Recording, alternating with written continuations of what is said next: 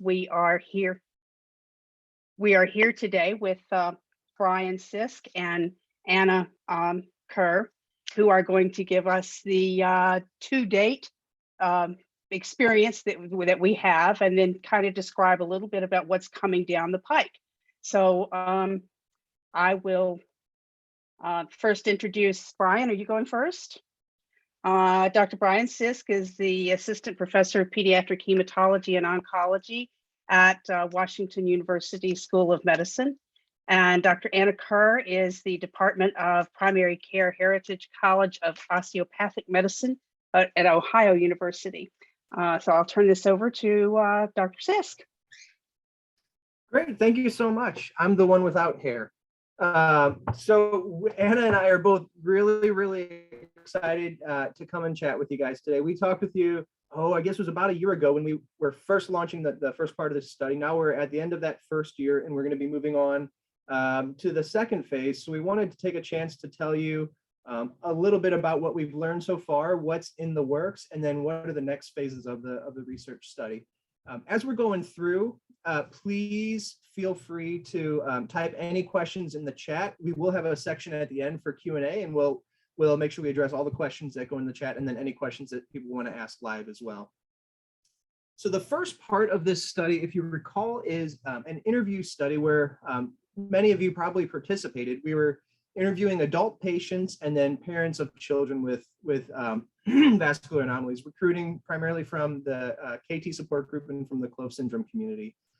To date, we recruited from June to October 2021 of that. We over the last couple of months, we've been doing our initial data analysis. We're just now starting to submit some papers, and this is kind of the beginning of us spreading our findings out so that your group can learn, and then we can teach other doctors and other people in the field. Next slide. So we've done 44 interviews so far. 24 were parents, 20 were adult patients. And then these were about 60 minutes long each. And we focused really on three big aspects. One was characteristics of the condition or the disorder and how it was affecting your life and your well-being. The second was thinking about barriers and facilitators of accessing expert care, whether it be experts in the local community or experts at distant multidisciplinary clinics. And then the third was really focusing on the communication experiences with all of the different clinicians and healthcare professionals who help you through caring for your disorder, or don't help you through caring for your disorder, as the case sometimes was. To give you a little more insights in what we do after we do the interview, we have to be as rigorous as possible to really understand what the participants are telling us without putting our own spin or our own bias into it. So we do a process called thematic analysis. And the first step is you just read through the transcripts and get a sense of what the overarching ideas are. Then you start to code, and a code is just a tag or a brief phrase that really summarizes what concept is being discussed. And then we refine those codes over and over into bigger categories that we call themes. And these bigger themes tell us kind of what are the big topics that arose and what can we learn from those. Then we go back and forth, resolve any disagreements and how we apply those codes and those themes. Then we go through and we pick representative quotes or excerpts, and then we write up our manuscripts. And the manuscripts we submit to journals, who then go through a peer review process. And when they're published, we can then use those papers, number one, to raise awareness in the field, and number two, to point out with evidence to other funders that we need bigger grants to try to fix some of these problems we're identifying. So the articles that we're anticipating as of right now, the first one that we've submitted is an article on the barriers to accessing and maintaining expert care, which we're calling the pathways to care, because so many people we spoke with had so many different pathways and different different random events that allowed them to find a doctor or a group of doctors that actually understood their illness. And Anna will talk in a bit more about what we learned from that. We're also right now working on an article where we're looking at advice from the parents, that shouldn't say parents and clinicians, advice for parents and patients and clinicians. So at the end of each interview, we ask people for advice of what do you wish doctors knew, what would you tell to another patient in your situation, or what would you tell to another parent in your situation?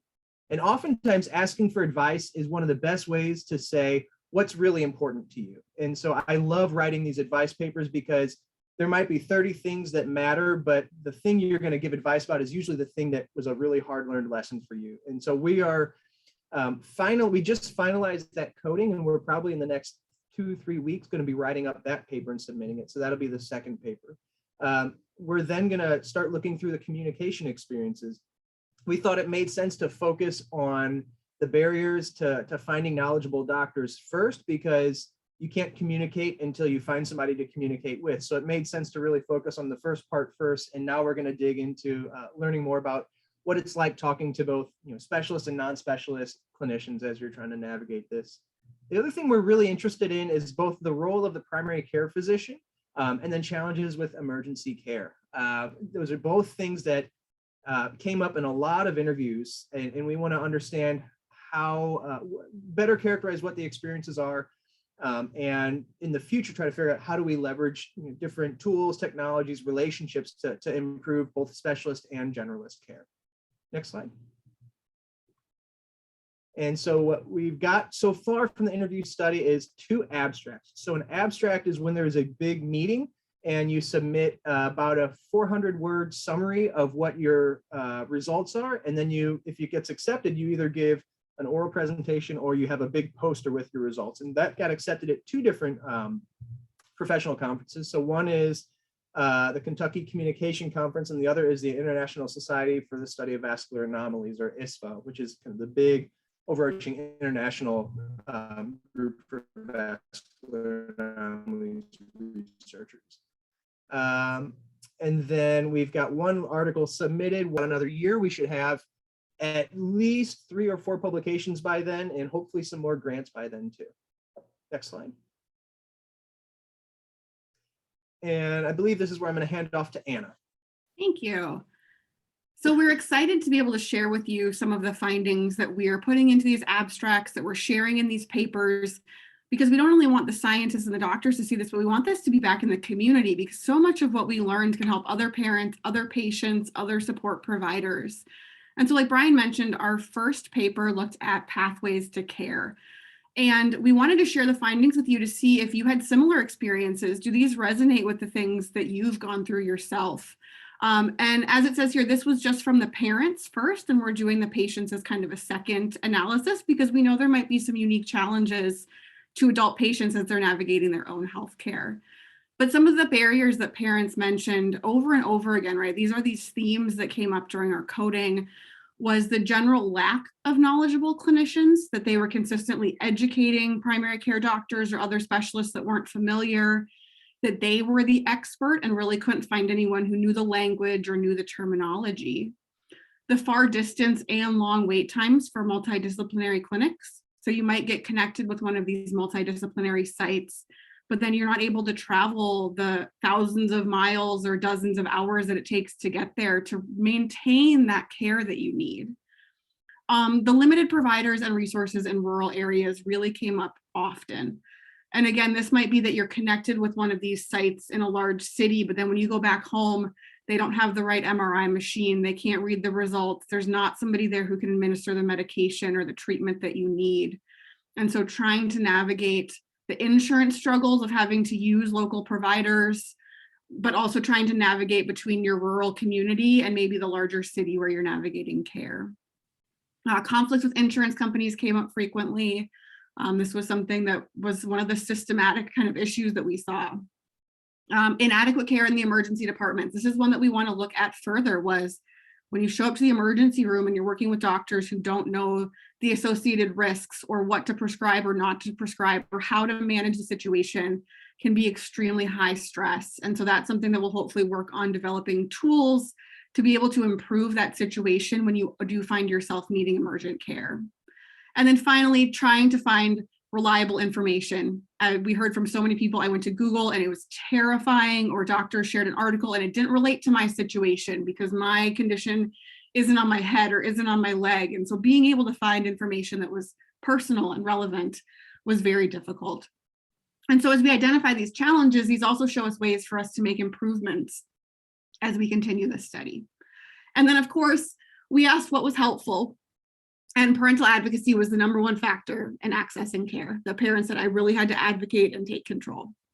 So I want to pause there and take a moment, and you can use the chat or you can raise your hand or unmute yourself. But does this resonate with the experiences that you've had? And what are some similar experiences that you may have found yourself in?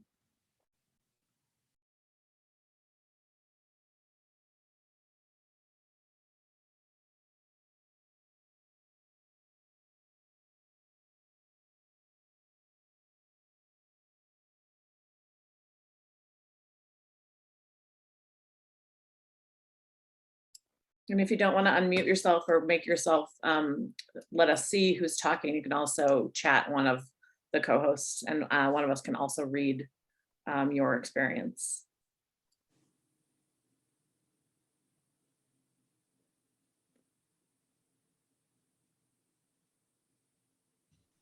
Hi, everybody. This is Dana. I was a part of the interview, so I feel like everything that was said here is like right on point to my experiences and what I've already told you, and also a lot of what feedback I've received from other people in the FAVA community, who I think I'm representing on this call, because I don't think there's anyone else. Oh, there might be one other person, but yeah, I mean, and so it's interesting, you know, across the different phenotypes, we're all seeing similar things, even though we have, you know, different symptoms and different issues. So I find that very interesting. Thank you, Dana. There's 2 comments in the chat. One is all of this resonates with me, and then another is somehow it's really validating to hear others have had the same issues we have! Exclamation point. Yeah, those are the concept of feeling validated because you know you're not alone came up so often, and I can understand where that comes from, because when you hear, you know, rare disease or rare disorder, you assume that you're the only one that has it. But even though it's rare, there might be thousands, hundreds of thousands of people that have it that are going through very similar experiences. And a lot of our participants told us about how helpful the support groups were, because it helped them just to know that you have that kind of solidarity with somebody else. Yeah, that's why a paper like this was so important, because we want doctors to know the science behind it, right, and to develop treatments. We also want you to know when you're walking into their office what you've gone through. And so much of that was wanting people to say, like, I know that this is tough, and I know that you've probably seen a lot of doctors or you've been dismissed. And some of that is so important for us to document that and really show that that's an experience that is widespread in the community. I'll add one more thing. A lot of feedback that I got from my community was actually, it was extremely helpful and felt very validating just to have the interview with you guys, Bryan and Anna. They were so happy walking away to have someone in the profession that was willing to listen to them and understand and take what they were saying seriously and try to help and do something about it. So I just wanted to thank you guys for, you know, doing this project. It is our pleasure and our privilege. You know, it almost gave me a guilty feeling at the end of some of these interviews. Every interview I learned so much, and to have people so heartfully thank me for their giving of their time, it was, I guess that's a sign of a really good study when everybody feels like they're benefiting. I just saw a comment said that, yes, it resonates, and I'm discouraged because of the lack of knowledge and help from professionals. Yeah, that's what we're trying to approach. And so, you know, outside of this project, another thing that I'm working with someone else is just mapping out across the country. We made a list of every pediatric children's hospital, and we're reaching out to everyone to say, who sees vascular anomalies at your hospital?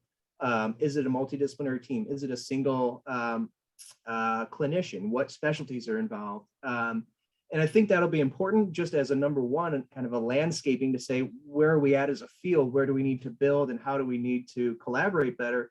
But #2, it's going to create this really rich database where we will know if we get new evidence or papers or anything, tools we know how to disseminate it to everybody across the country that's taking care of these patients.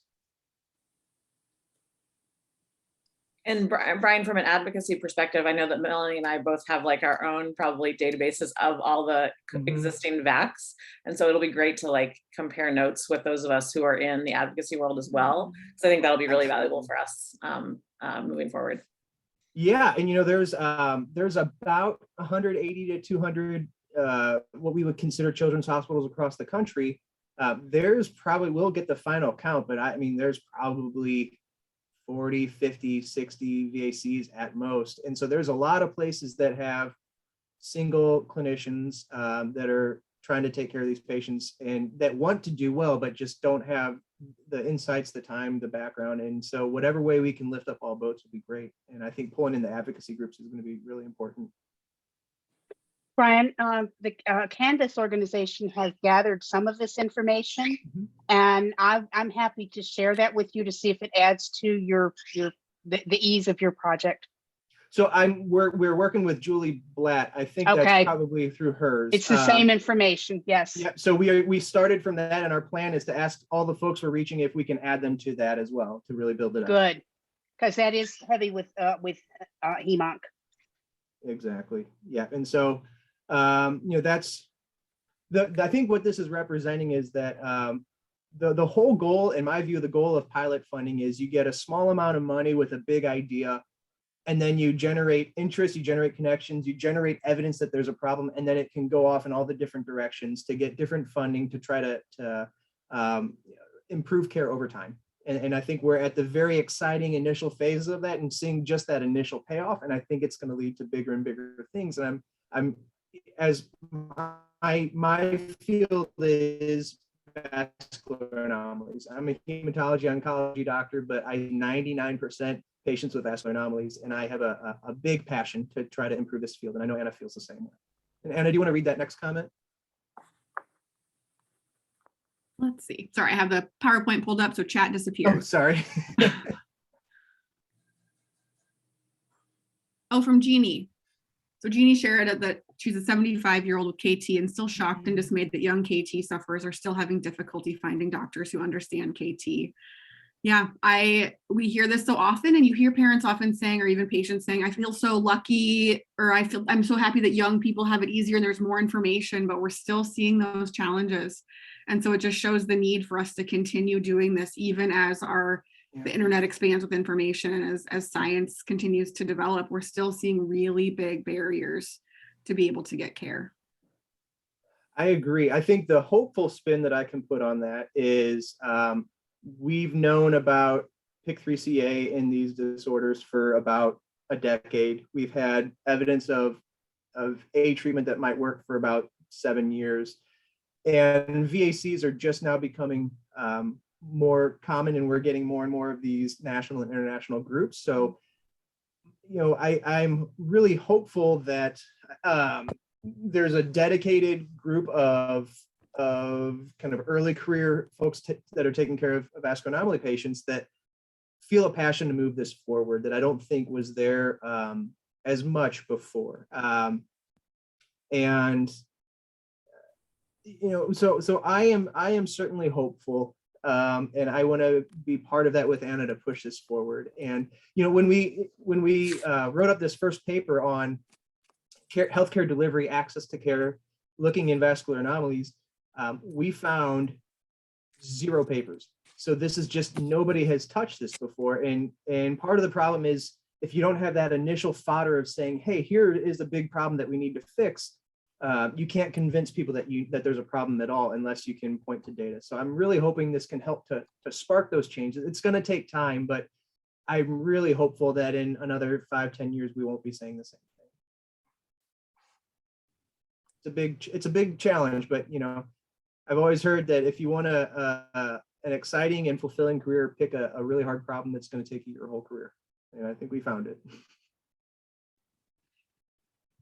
All right, well, that's a good transition into some of the findings that we found when we looked at that advice that we asked at the end of the interview.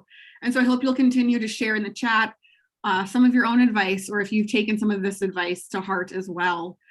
So again, this was directly from parents, and then we just finalized the advice that adult patients gave to other patients. But when we created these slides, we had the parent data ready to go. And so parents, the advice that they wanted to give to other parents was to make sure to connect with other parents and families, that social support was instrumental, that validation, and also that informal network of this doctor was really great, or this treatment worked for me, right? Some of those advice-based questions in addition to that emotional social support. Creating a positive environment for your child really came through, empowering them, strengthening them, really being kind of their supporter. Always advocating for your child. This came through of like, it doesn't matter if you think people think you're annoying or you're too loud or you call too much, like you have to take the reins and really be an advocate. And people acknowledge that it sometimes felt like a full-time job to do it. And so there was a lot of empathy for having to take on that, and a wish that we didn't have to do that, right? That there were other mechanisms in place, but that was a piece of advice that came through very clearly. Along with that was pushing for answers and second opinions. If you don't feel like in your gut you trusted what someone said, that you can always go for second opinions, that you can always push for answers. Finding doctors that are truly invested in your child's care. You know, they might be the expert, but if they're not showing that they're invested, that they have your best interests and are genuinely interested in your child's care, that was a significant factor. And then connecting with those doctors who are experts, to go the extra mile, find the experts, will be very beneficial. Over the next couple of weeks. And then the advice for clinicians really came across as, don't ignore the mental and emotional well-being side of this. Acknowledge the frustration, the emotions, the stress that can come along with this. And don't invalidate or dismiss parents' concerns when they come in. Be committed to learning about vascular anomalies. So read that extra paper. We heard so many people talk about how they loved that their primary care physician went and did research on the weekend and called them back and said, this is what I found. That extra effort to learn about the condition was very, very much appreciated. And then along with that was acknowledge your limitations. Know when to say, I don't know enough about this. Let's find someone who does, and be the person who can facilitate those referrals. Again, making sure that you're taking some of the burden off of parents of having to scour the internet for specialists, being able to look within your own resources to find that best connection.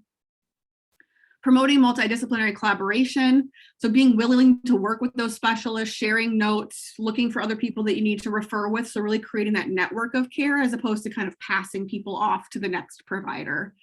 And then using patient-centered language and resources, giving handouts, explaining things fully, and really using some of those essential patient-centered behaviors that we hope that all clinicians are using.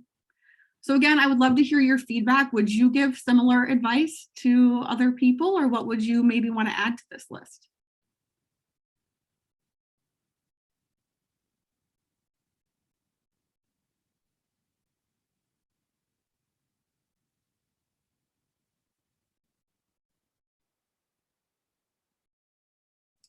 I'll just hop in and say, I think sometimes when things are really complicated, we actually need to promote multidisciplinary collaboration. So in between multiple institutions. So I would just add that in. Yeah, and I think that came up a few times of you might be a multidisciplinary expert site, but you're missing this person or you're missing this component of it. And so it doesn't mean that every site has the full comprehensive care that they need, that working amongst them is very important. I would add under clinicians of acknowledging your limitations and providing referrals, I would add the referrals to the patient support groups, because then that goes back to the advice for parents to connect with other parents and families. I've had a lot of feedback that people are finding our group on Google. It would help if, when they're diagnosed, doctors would give them information about support groups, which I know some do, but that is some advice I'd give to more clinicians. Thank you. Yeah, that's just as important as a referral in many cases.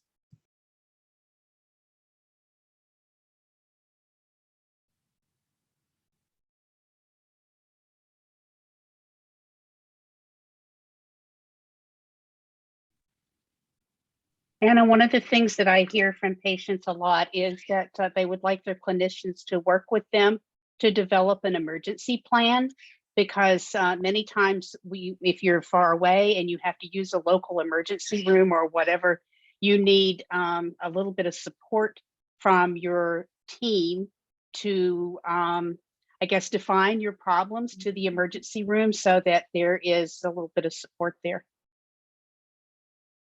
Yeah, thank you.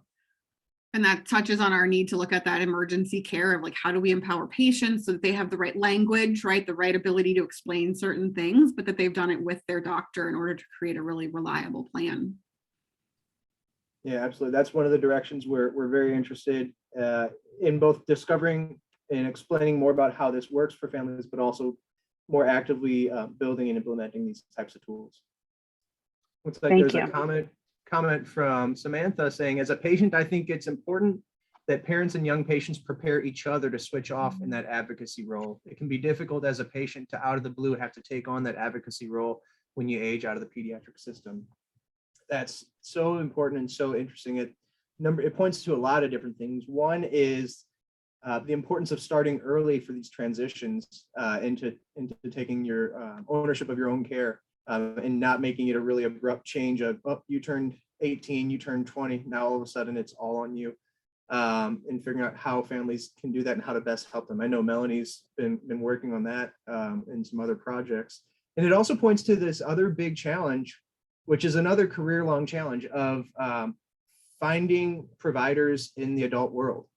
What we've done at my site and what a lot of sites will do is, I'm a pediatrician, but I have 50-year-old patients because I feel that they deserve somebody who knows about their disorders, but I don't know about 50-year-old health problems. And so I collaborate with their primary care doctors, but it would be so much better if we had somebody who was trained in adult medicine, who also had this interest and wanted to stay up to date and engaged on vascular anomalies. I think that workforce issues are a longer term challenge, but we need to start thinking about how to address it now.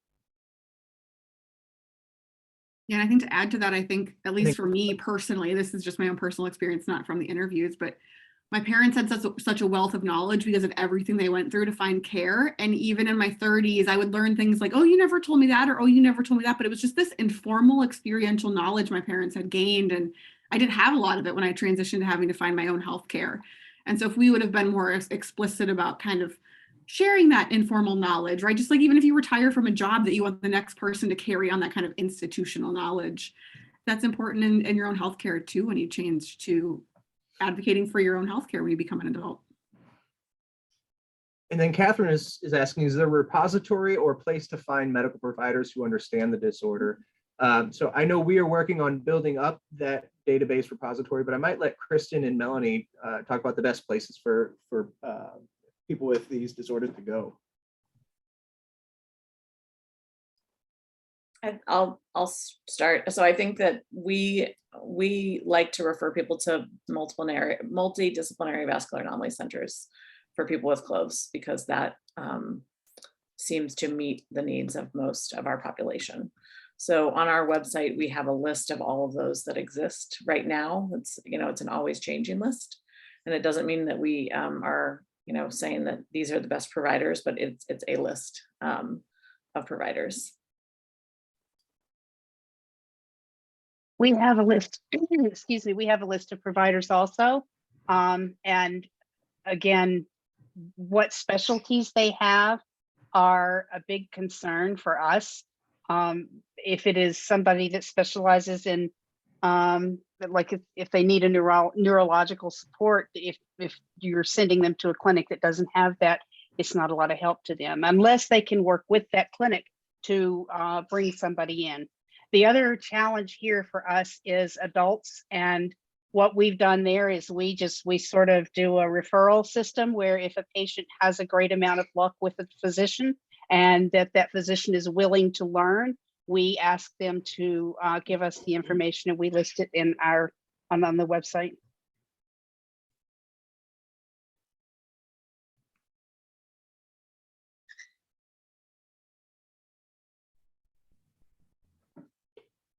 Looks like we have two more comments. Maybe I'll read the first one, Anna, you can read the second one. So from Fred, he said, having a doctor who shows concern is a plus. Having a doctor who goes the extra mile is a big plus. I've not been that lucky. I've been looking for care for dysautonomia, and all my doctors will define it but not give help. And the places that can treat it don't and can't guarantee results. This is, again, it's a real challenge of, there's a couple of different aspects of the challenge. One is finding doctors with the knowledge, then finding doctors and teams with the knowledge that also want to provide for you in the way that you need and provide the care that you need. And number three is finding the right doctor and the right team, and then having your insurance say no. There's a patient that I've been trying to see in my clinic that lives in our area, but their insurance told us rather than going 3 miles down the road to see me, they should drive 200 miles to go to a different state to their vascular anomalies clinic, because that state's program is in their network. And it's just, it's been 3 weeks of just trying to figure out how can we give them even a self-pay offer. So there's some of these problems that are going to take a lot of advocacy and legislation to even approach, and that's one of them.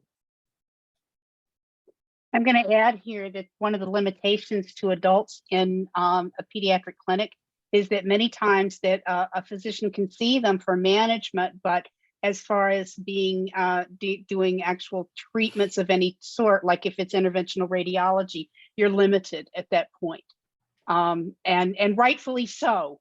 As you said, you know about their problem, but you don't know about 50-year-old health, and it would be very difficult for an interventional radiologist or somebody doing an intervention of any type. It's best if you have one that knows the lay of the land, I guess, and the disease. So that's something we bump against a lot. Mm-hmm. And this is even something too to Fred, to your comment of, as faculty in a medical school, this is something we try to teach early on, of like, even if you can't help, what can you do to be an advocate? What can you do to partner with the patient, right? You don't have to know about every single rare condition as a primary care physician or as a pediatrician or what may it be, but going that extra mile, showing that interest, being invested in the care can go a long way for someone, even if you aren't the person who is the expert in that condition. And then Jeannie shared, at age 69, I was fortunate to discover the treatment at the Mayo Clinic. I've been there several times for excellent treatment and pain relief. I'm so glad to hear that. It is such a relief when you find somewhere that you can just kind of take a deep breath and feel like if something comes up, if you run into a crisis or you just need routine care, that you found somebody that you can trust.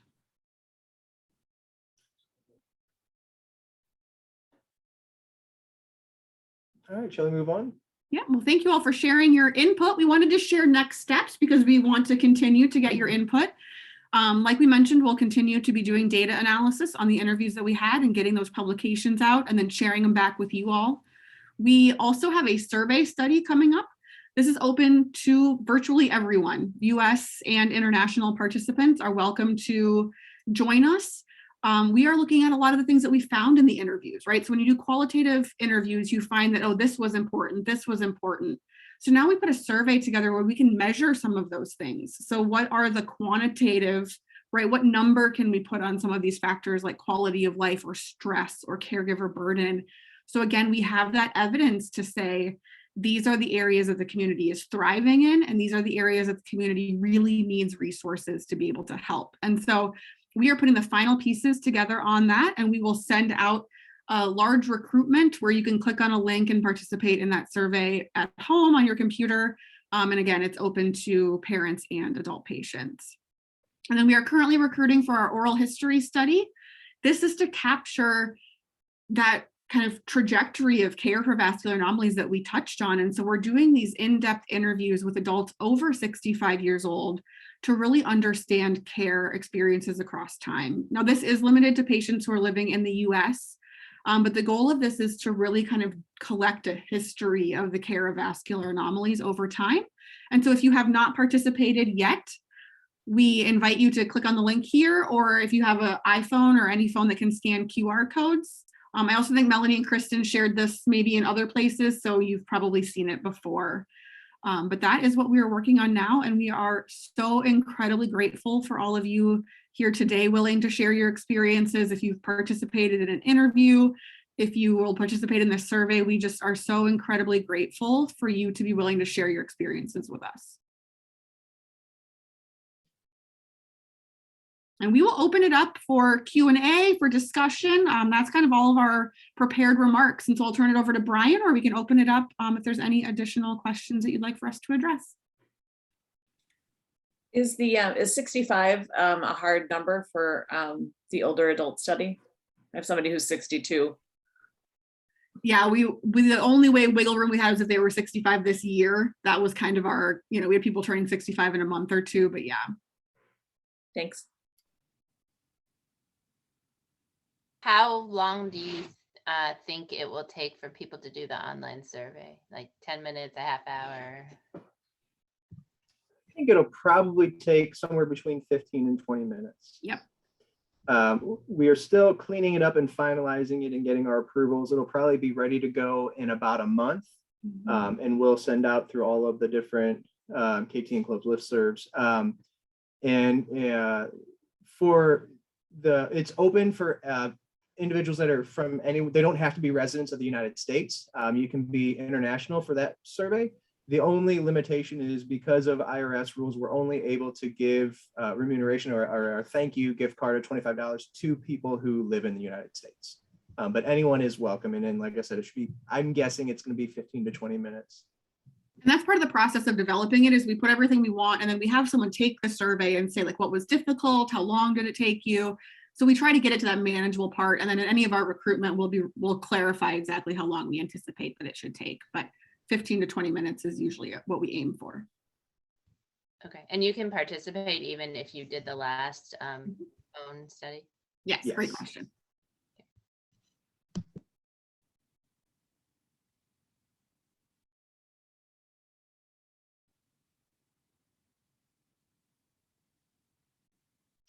I don't know about everybody else, but I know that if my camera had been on, you would have seen me sitting here nodding an awful lot as you talked, because I think that even I can identify with this, just hearing the stories that I hear. So I can imagine what it feels like to a patient to hear validation of their experiences. And we want to thank you for that. Like Bryan said, it's our honor and privilege to be able to do this. Yeah, and major thanks to the KT support group, to Cloves, to your boards for agreeing to invest in Anna and me and believe in us and believe in this project. And we are very dedicated that we are going to carry this forward. And this is, like we promised a year ago, we are not going to be helicopter researchers that come in, get what we want and leave, and you never meet us. We are hoping that, again, this is just a beginning and a continuation of a relationship that'll go on for the foreseeable future. So you'll get tired of seeing us, but that's okay. That's a good problem to have. We don't usually have that in the rare disease world. So we'll say thanks for that. Well, maybe we'll give it one more minute just for if there's any other questions, comments, anything else before we close, and then I'll turn it over to Kristen and Melanie. And it looks like Fred is saying the link says the email is invalid. Fred, could you send an email to either Anna or me, and we'll make sure we get that sorted out for you?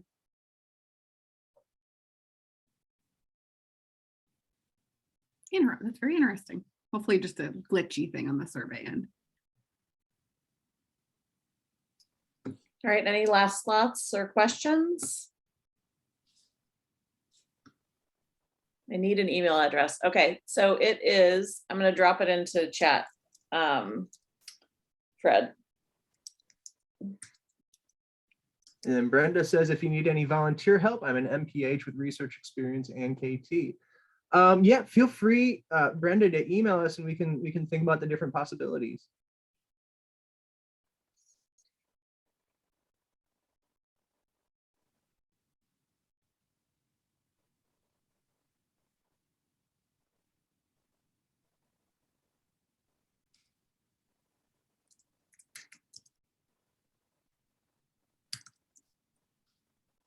Fred, I just put the email in chat.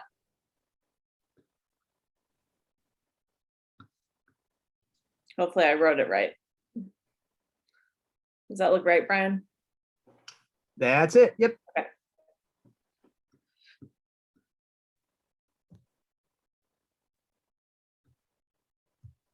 All right. Thanks to all of you for coming. I know there were some folks who could not attend. We recorded this and we will get it up on our respective YouTube channels in the next week or two. And stay tuned for additional information about the survey from us. And thanks so much to Bryan and Anna and Melanie for being here. Thank you, everyone. Thank you all so much. Thanks. Enjoy your afternoon. Thanks.